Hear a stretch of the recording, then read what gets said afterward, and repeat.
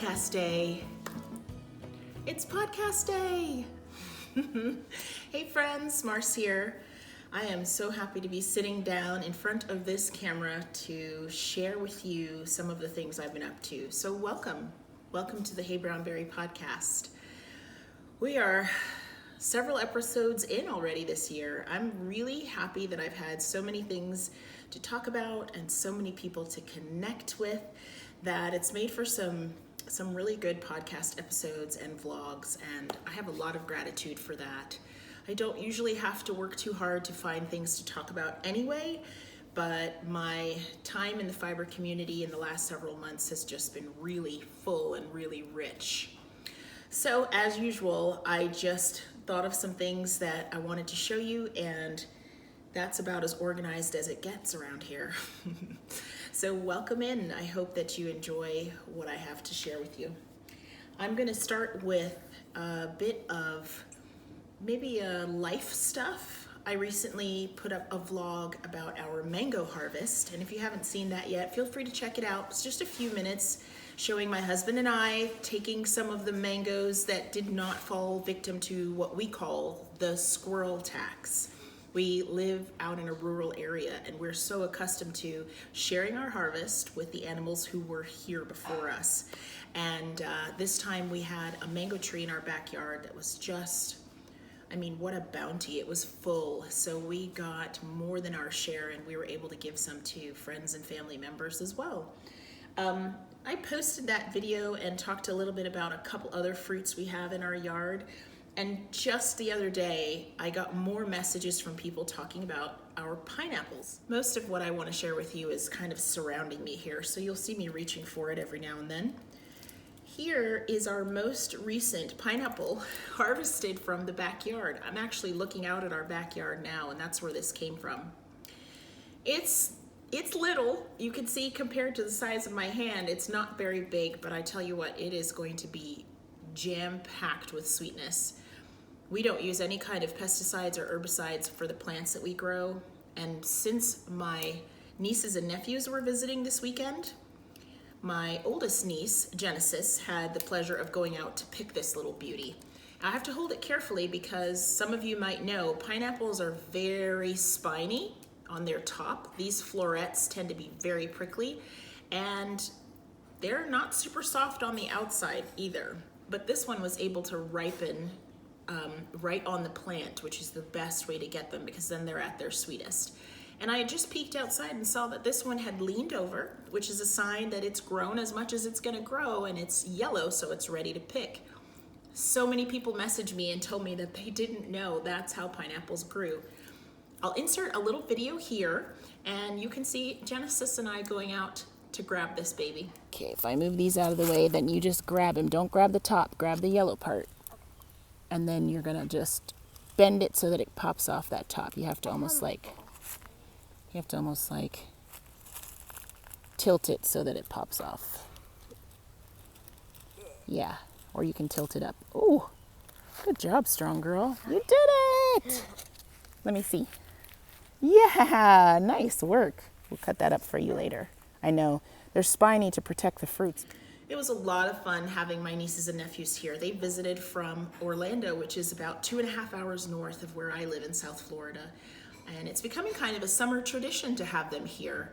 My sister and I have become very close, especially in our parenting years, I guess I'm going to call them. That sounds very official. It just means that since she's had her 4 kids and I've had my 2, we have lots of reasons to love on each other. So the kids came to stay with us. My girls are teenagers, so it's very nice having some help in the house, and they love being around their cousins and their cousins love being with them. So it gives me some helping hands too. I like to take them outside when they're here because our environment is different from where they live. We do have some really nice green areas. We were at the park, and we're fortunate that our local library is really close. They've always got really cool things going on. We actually got free lunch when we went to the library this weekend, which was a total surprise, but very welcome for 4 active kids. And then they got some time on the computers. And yeah, I just love spending time with them. I don't know how my sister does it. I think I've said this before. She and her husband I think they've just got a great system running, because 4 small people who are very capable but still small, they just have tons of energy. So hats off to you, Al. I love you. Thanks for sharing them with us for a couple days. Yeah, so they were here and spent some time. We hit the ice cream shop because, you know, Florida, summer. Yeah. And they even helped me make breakfast this morning. At least my nieces did. You don't have to worry about you guys starving when you get older. Wait, what about these? What numbers are they on right now? This one's on 3 in the middle. Let's this one's on 4. Let's do 4 on both of them. She's got it, Jenna. We're not going to put them down just yet.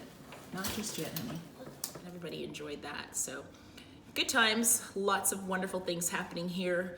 Summer's like that, right? You can just, time sort of stretches out in front of you a bit more and you can just enjoy things. At least I hope that's the case for you too. And even if it's winter where you live, I hope that you're getting some longer moments of things you love and that you get time to sink into that. What have I been knitting, you ask?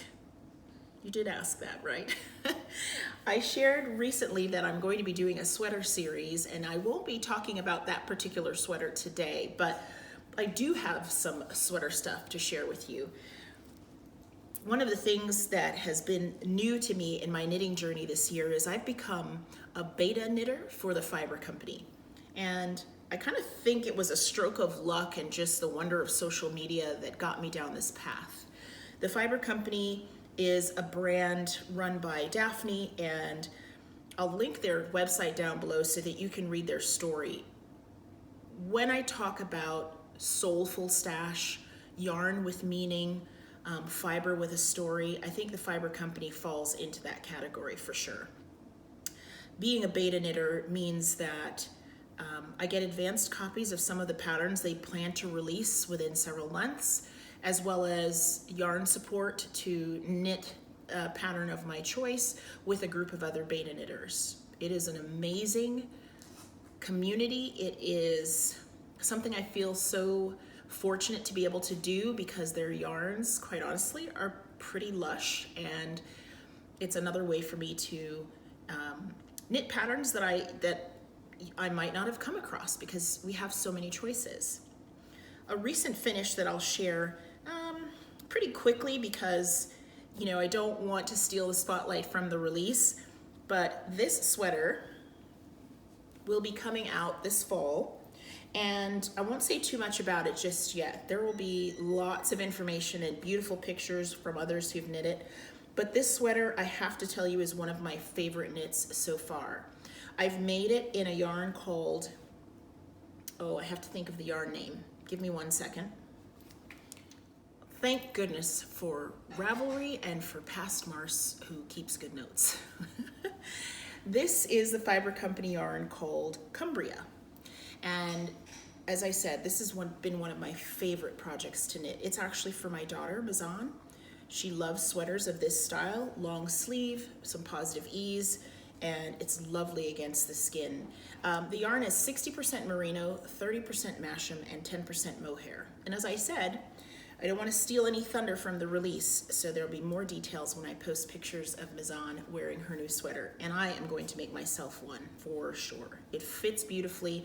The yarn has a lovely drape and warmth.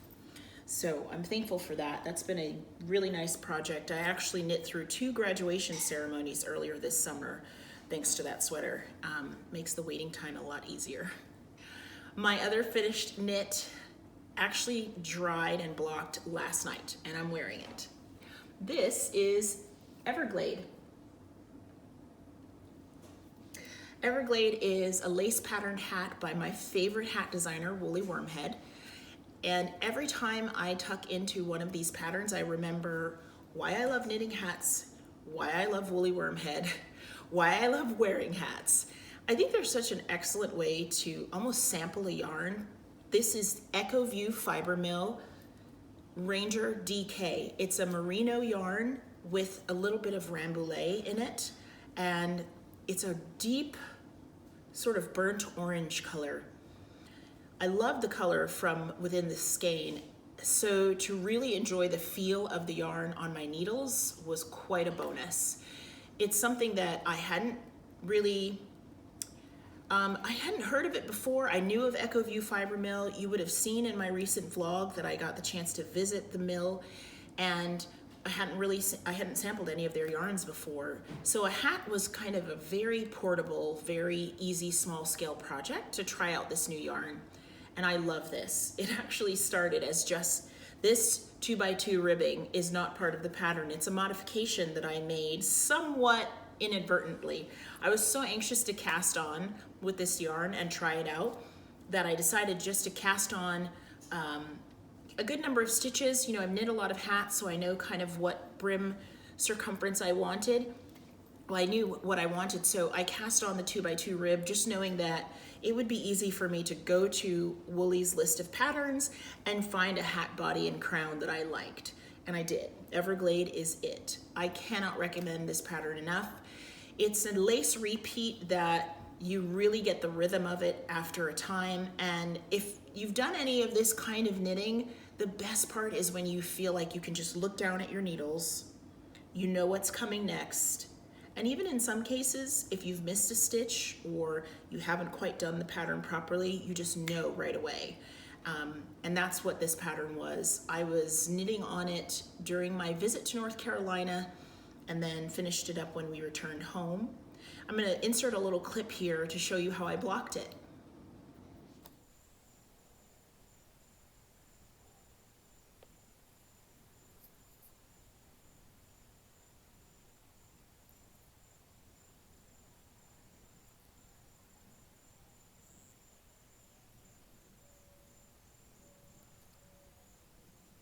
Balloon blocking for the win.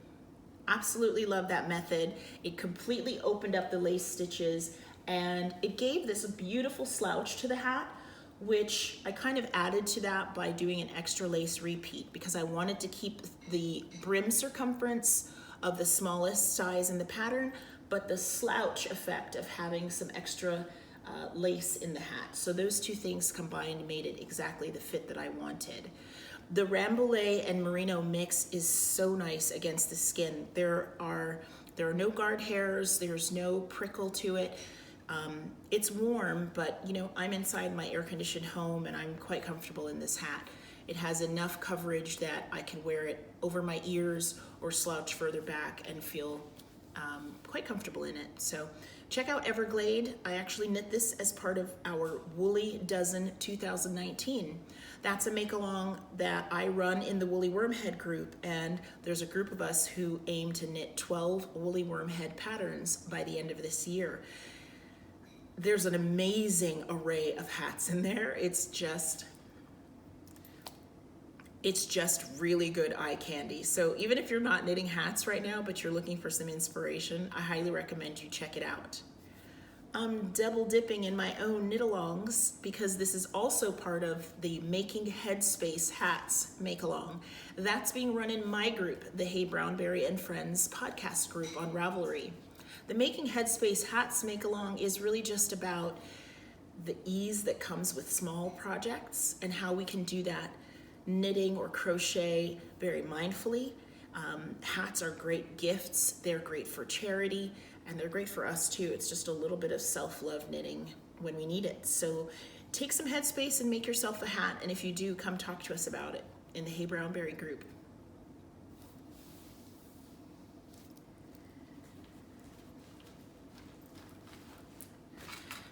It's clear that this is the year of the sweater for me. In this bag that was made by Kate of Hawthorne Cottage Craft, I've got another sweater project that is most of the way done. I need to add in this particular skein. This is from Hey Mama Wolf. This is her sock wool yarn. It's called Sock Yarn 04, and it's naturally dyed with lac. And this was dyed back in September of 2017. It's 80% wool, 20% Rami, which is a plant fiber that gives a nice structure and a really great color dimension. I've got the details for this sweater in my Ravelry project page, but I'll give you a little peek at it because it's for my oldest daughter. She's starting college this fall at the end of August, and I'm very hopeful that I will get this done in time, that she can take it with her. And I've just got some of the body to go and then the 2 sleeves. You will have seen in another podcast episode how I have chosen to do sweater sleeves, which is to knit the sweater body and the sleeves separately from each other. And I actually included a tutorial in a former episode about how I Kitchener the sleeves onto the body of a sweater. I find sleeve knitting to be so much easier when I do it separately. It's much nicer to go round and round on sleeves when I don't also have to manipulate a full sweater body. So I've got my sleeve stitches for this gorgeous sweater, which is called Heritage. I have the sleeves on waste yarn,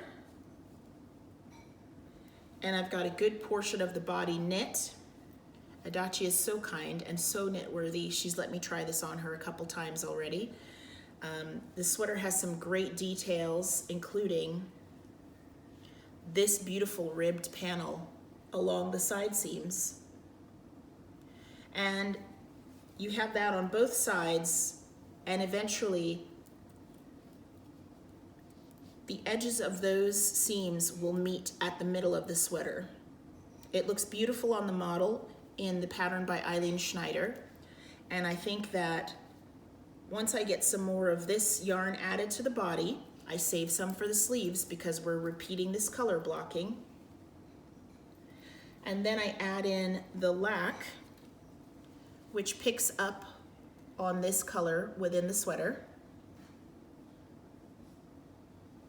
Then we'll be well on our way, and once the body is finished, I can repeat the dimensions of each color block down the sleeves.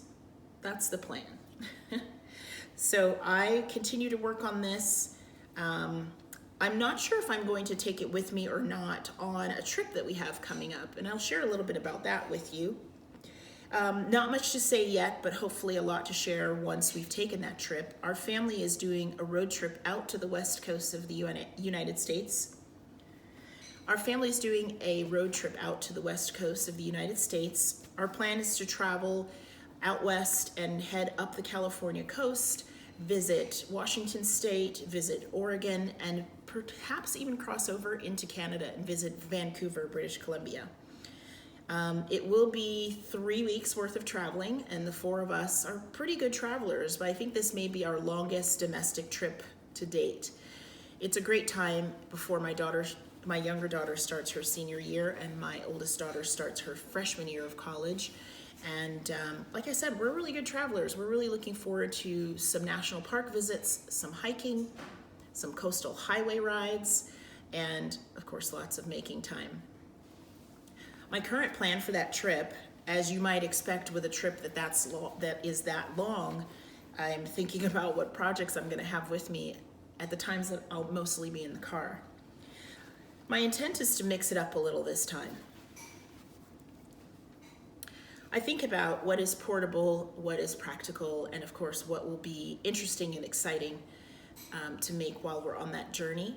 So I intend to bring with me a knitting project, and I may talk a little bit more about that once the trip has started, because are you this way? Do you change your mind 100 times before the suitcase is actually zipped up? That's me. So I'm gonna save the knitting project until I've actually made that final decision. I think I have a good one in mind that will be easy to work on and enjoyable. I mean, I don't want it to be so boring that it's not something I want to pick up with all that time to work on it. I'm planning to also bring a spinning project.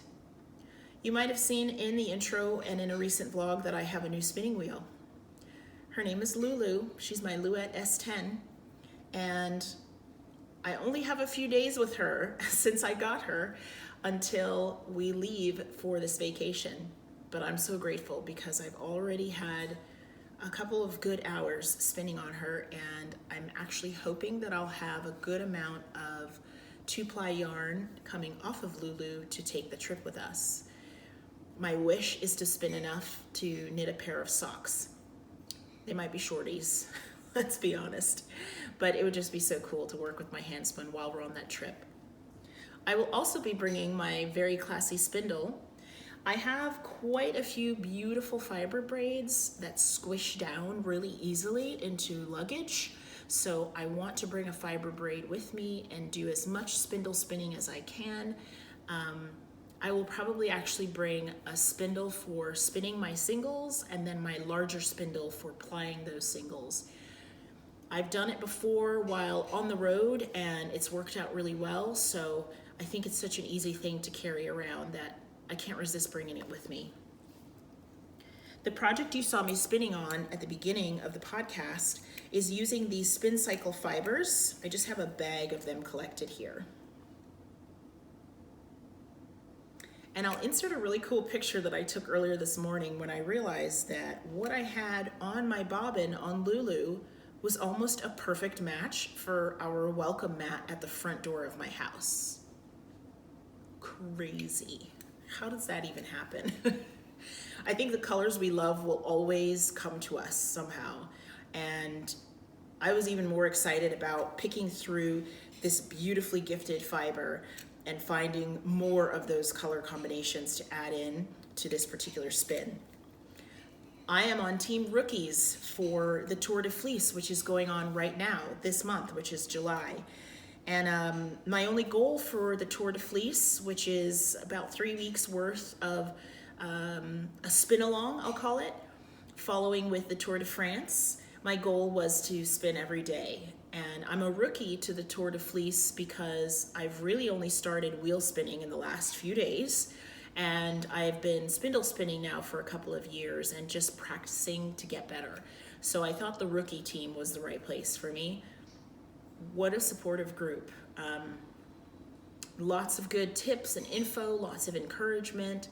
You know, there are people who've been doing it much longer than I have, and there are people who are just as new as I am. So it's a great mix. The moderators are fantastic, and I've got some lovely friends like Bree. I've also got some lovely friends supporting me. Bree, who is Stitchzilla on Instagram, and Kalisha, who is Nadira Tani of the Quirky Monday podcast, are also participating in the Tour de Fleece, and we have a little chat group going that is so nourishing because they're very encouraging and super good at sharing information they find. So I'm really grateful for that. We're having a good time. I'm going to continue with that and just make it a daily practice. I'm trying to really form good habits.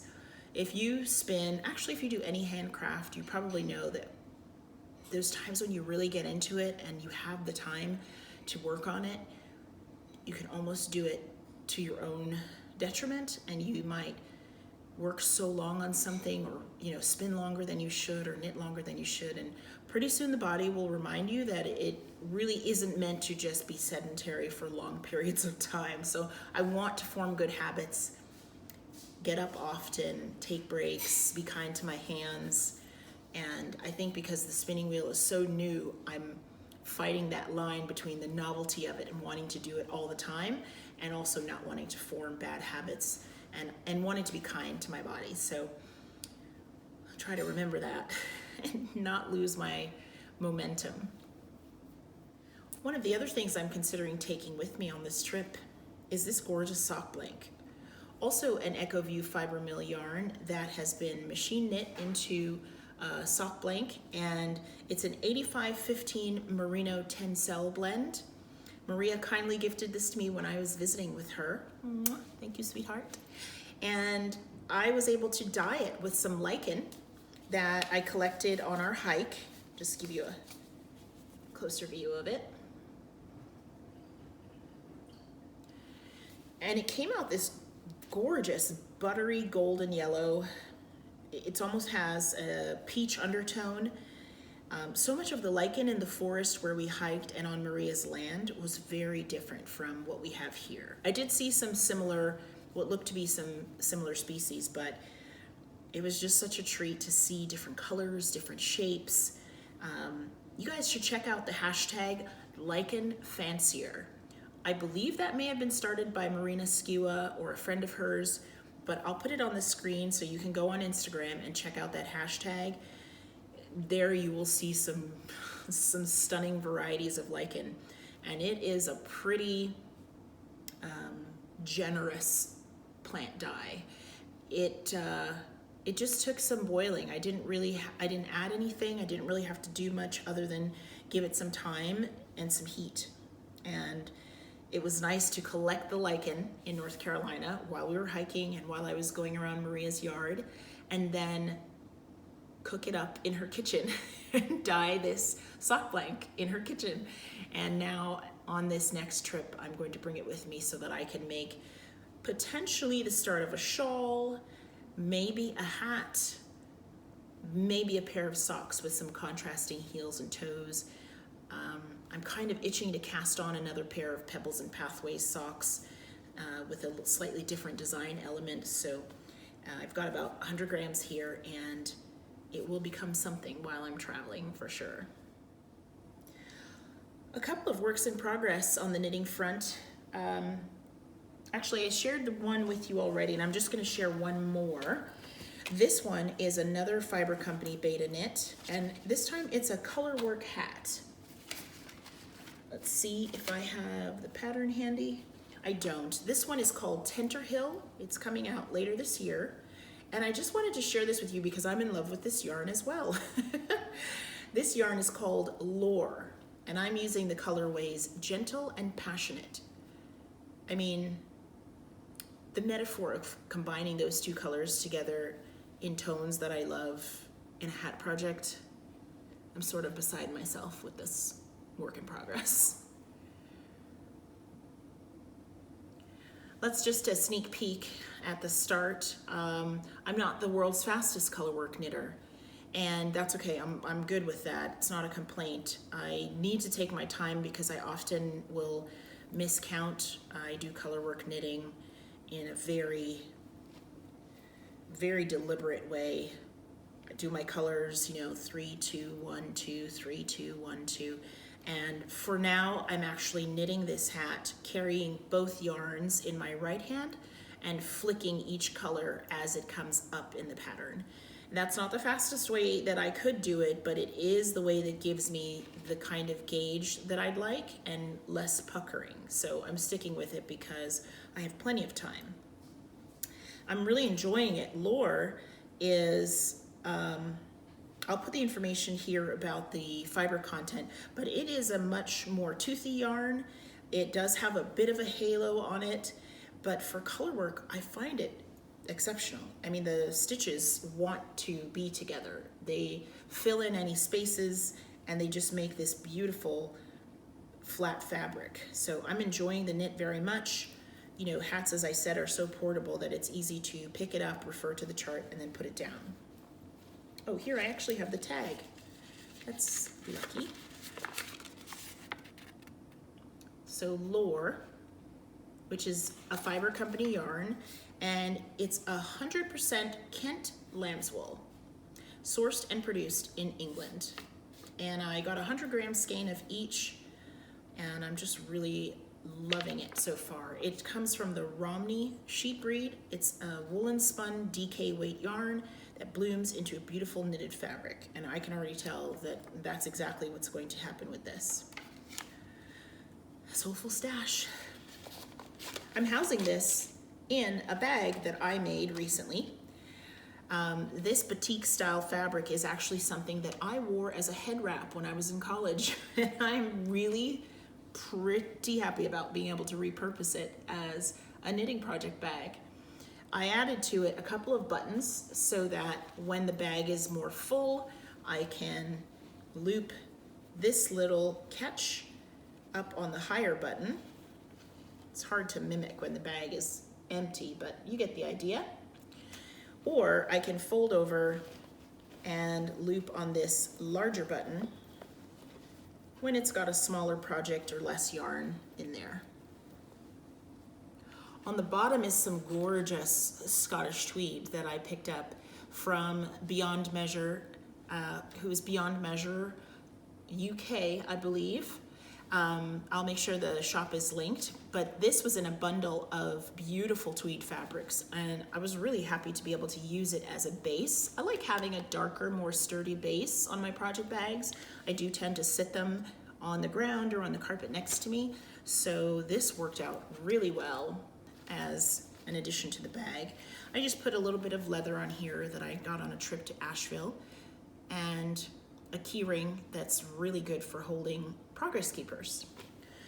All of these little touches were added to the baseline pattern, which is the nesting buckets pattern by Lee of the Sewlouleigh podcast. I've been having a lot of fun playing with materials, with small modifications, I guess I'll call them, design elements, and just really practicing my stitching and sizing and creating the shapes that I want, combining fabrics. It's been a lot of fun doing this kind of sewing. I actually made another taller project bag out of some fabric that I've had for quite a while. I got these at Stitchcraft Boca, which is a quilt shop just about an hour from me. And I've got a hat project in here. I had to pull it off the needles and I'm gonna restart, so it's not even worth showing you. It's more about the bag. I actually had both of these fabrics in my stash with the intention to use them for a project bag, and it's been a few years of waiting for me to get up the gumption. So here it is. It's pretty tall, which I find is actually really nice. I can fold it down and do the bucket style if I want, but it's a drawstring bag that will hold quite a bit, especially when I want to put my pattern pages inside. I don't have to fold them down a lot in order to keep them in there. The drawstring is actually a bit of repurposed fabric with a little accent color. It came from a sundress that no longer fits either of my daughters, and these drawstring ties come from the straps of that sundress. So they were already top stitched, and I didn't really have to do anything to them except tie some knots in the end to get them to stay in the drawstring channel. Pretty happy about that, getting a little braver with bags, finding great use for them already, which is the best. I have, I believe, one more work in progress I want to share with you, and then a to-be knit project. On my Instagram recently, I have been sharing some beautiful yarn from the dyer Lindsay. She and her husband run the company, the FiberSeed. Here is an example of why I think Lindsay is a dye genius. This is her Sprout DK yarn, and this particular blend is 80% superwash wool, 10% nylon. This color is called Gulfstream. Isn't that beautiful? Tealy green, lots of blue undertones, deep saturated yarns. Lindsay works magic with yarn and color. This is actually the third color in this work in progress I'm about to show you, which is the Ritual Shawl. Ritual Shawl is my own design. It's a fairly simple triangular shawl pattern, and it's available on Ravelry if you'd like to knit one along with me. And I've been working on it now for less than 2 weeks, picking it up here and there. If I hold it up with the neckline up top, you can see this first colorway, Bubbles. And I used, the intent of this shawl when I first designed it was to really make use of just about all of 2 skeins of DK weight yarn, and then a partial skein for a lace border. So I used all of this skein of Bubbles. I am most of the way through my second color, which is called Polar Vortex. And when I'm finished with that, let's see if I can get it all in, I will be doing the knitted on lace border in Gulfstream. Really loving this project. I actually don't feel any shame about saying that, even though it's my design. I designed it because I wanted it. I loved it when it was done. I'm thrilled at the projects that people have already completed, and this second go around has been quite a joy. I traveled with this project recently, and I remembered why I wanted to knit it. It is about ritual. It is about the repetitive nature of a simple stockinette stitch with varying textures that just kind of appear very subtly within the pattern. The way life is, we have those smooth portions and those not so smooth portions, and we hope the not so smooth doesn't last too long and we return to the ease. So I fell into that rhythm again while making this, and I love the colors, so I can't wait to wear it. That's the bonus. We do have a ritual shawl knit along going in the Hey BrownBerry and Friends podcast group. So if you're interested in this shawl, I'll link the pattern below. And I think that, I don't know, I'll decide whether or not I'm going to work on this some more before my vacation, or if I'll look forward to finishing it up when we return. I do have to put clothes in the suitcase, I'm told, so probably won't be able to bring all of the projects that I would like to work on. You never know. Who needs clothes?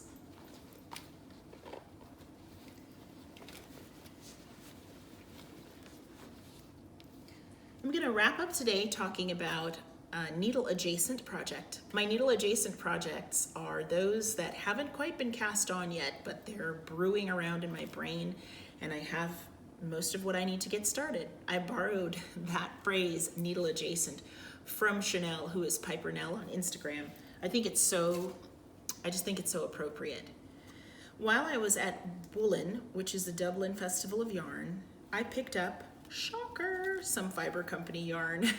This is the Fibre Company Meadow, a textured blend of baby llama, silk, linen, and merino wool. It is as soft as that sounds. I clearly am really feeling the teals and blue greens lately. I'm here for it. I'm okay with it. I'm going with it. I think the linen in particular in this yarn adds this beautiful, almost tweedy tonal effect, and that really drew me to it. So here is the project I intend to make with it. It is Hikari Tsumuzikaze by Michio. Now, I am really in love with this look, and the proof of that is that this is lace weight yarn. I don't knit with lace weight yarn. The last lace weight I had in my stash recently became a 2-ply heavy fingering weight because I plied the lace weight on my wheel. I don't knit with lace weight. Never say never. I love this so much. I love the look of it. I love the fact that it could be casual, it could be a little more dressy. And I think a project like this, again, has enough stockinette and enough kind of predictable areas in it that I could really sink into the knitting. And then there's some lace detail and some shaping that adds interest. And that's my perfect combination. So as it goes, I will share more of this project with you. I think there's an appeal to doing something very different, and I am quite comfortable with the Fibre Company pattern format so far, so I feel pretty confident that I'll be able to make my way through it. It's so thin, but that's okay. It's also super soft, so I think it's gonna be really nice in the hands. Friends, I'm gonna leave it there for this time. I think that I've said as much as I'd like to this go round. I think that if you want to know anything else about what I'm doing, you'll probably find a lot of it on Instagram. I'm heyBrownBerry there as well. And I also encourage you to check out our Ravelry group because there are tons of people doing beautiful things, and I'm sure they'd love to share them with you as well. Yep, find me here again another time by subscribing so you'll get a notification when I post my next video. I have some really exciting things coming up, and I'm just having a great time doing this, so it is a pleasure to have you here. I'll see you next time. Thanks everybody for being here. Bye.